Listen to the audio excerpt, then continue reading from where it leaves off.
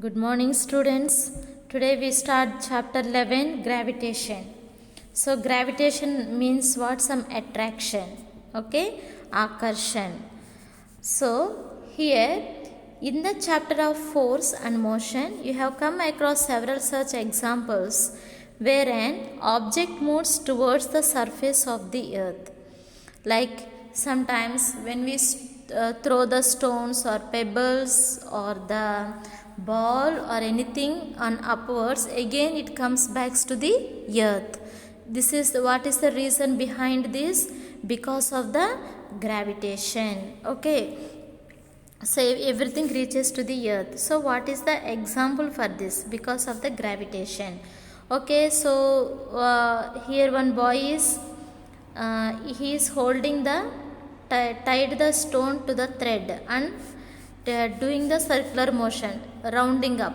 Okay, but it is not falling here.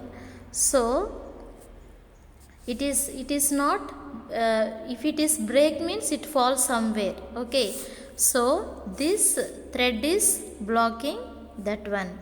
So what is the concept of gravitation? So we say about the gravitation now. Okay, so in the above activity you saw that thread holds the block moving a circular path. That means thread is holding that stone or the block or the ball which is helps to move in the circular path. When it moves in a very high speed, but there is no such strong thread between the earth and the moon which keeps us. Okay, so like that, do we have any thread which keeps we are standing on the earth? How we are able to stand on the earth?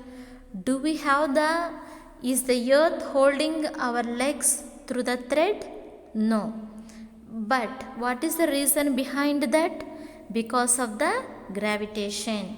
Okay, next one. Then what is the force which causes the moon to revolve around the earth continuously? Then moon is revolving means coming round around the earth, and that time also moon is not falling. And is the moon tied with the thread to the earth? No, it is not tied. Okay, but moon is coming around the earth, able to go round. Because of what is the reason?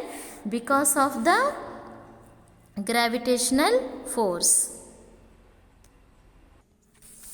For a long time, people thought that attracting the moon and other object is a characteristic property of earth. That's why the moon and all other stars revolve around the earth. And stars also in the space when we go, stars also not tied with the earth, but they are also going around the earth. Okay, but this belief did not agree with various observations of our solar system and other planets. Okay, so before that and all they thought earth has some property. Before they did not see it is because of the gravitation. Earth has some characteristics, some property, that is why they are attracting like that. Na? So it also did not coincide with the Copernicus theory of sun-centric solar system or with Kepler's laws. So like this, so many scientists, Copernicus and Kepler's, they also observed how it is able to stand in its own place, moon. It is not tied with the earth, moon or stars, but they are going around the earth. How it is taking place? So now we understand. Okay, so if sun is at the center and planets are revolving around it just like moon revolves around the earth, and 8 planets which are around the earth are rounding around the sun. They are rounding, but they are not dashing each other, they are not falling. But all these things are because of what? Okay, then we must believe that the way earth attracts moon, sun must also attract earth towards it. As the earth is attracting the moon, so like that only sun also attracts the earth and other planets. Okay, and in this regard, Sir Isaac Newton studied various works of other scientists and made several observations to conclude that the force of attraction does not only exist between the earth, moon and the sun, but also between the small, big and of the things of world. Okay, then who told about the attraction, gravitation between the earth and the stones and between the earth, sun, moon and everything? Who told? Which scientist? Sir Isaac Newton. Okay, he only told, Sir Isaac Newton, there is a gravitational force. Because of that only, if the stone comes on throw up also, it falls down. If the leaves fly up also, it falls down. And human beings, we are able to stand on the earth, and moon is able to go around the earth, and earth able to move around the sun. Everything is because of the attraction. Okay, so according to Newton, the force of attraction existing between any two bodies of the universe depends upon their masses and the distance between them.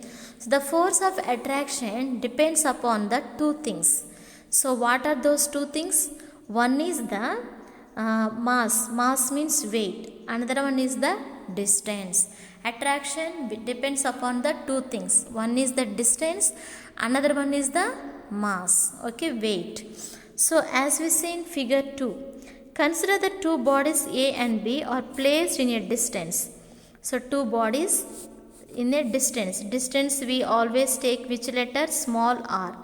Small r shows the distance between the two bodies, okay, from each other. They are attracting each other with a force of attraction F.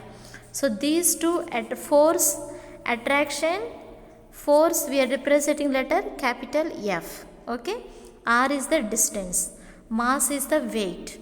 So these two has some weight and it is some distance, and both are attracted by the force of attraction.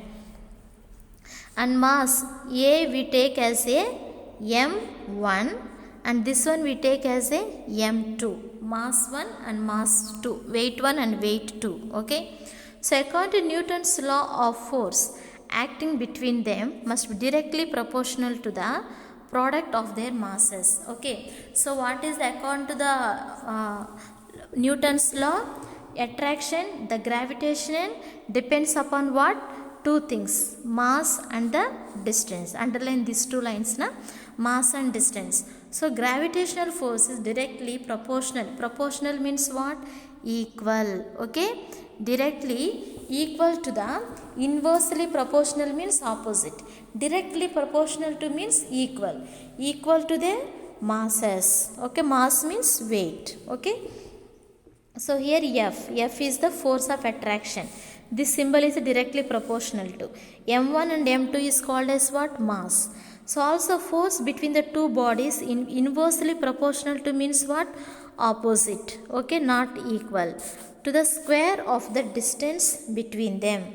Okay, so here what they are telling means force is directly attraction of force is directly equal to the mass, but it is not equal to the distance. Okay, inversely proportional to means not equal to the distance. So when they show like this, F proportional to m1 into m2 by r square, when they show like this, above the this mark na, this one is equal to the force, down one denominator numerator na, r2 is the inversely proportional, that means not equal. Okay, so G is the gravitation.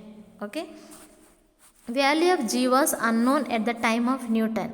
In the time of Newton, gravitational value he don't know, but after him 1797 Cavendish placed two bodies to known masses as a certain distance and found out the force of attraction between them using the equation 4. Then he calculated the value of G. So Cavendish, he found out the value of the gravitational force by using this equation. Okay, so according to the Newton law, what? Force of attraction is directly proportional to the two bodies of the mass and the distance. And again he says force is directly proportional to the mass. Attraction of force depends upon the weight of the body. And then it is not inversely proportional, that means not equal to the distance square. It is equal to the some distance but not to the distance square, more distance. That is why inversely proportional to the square.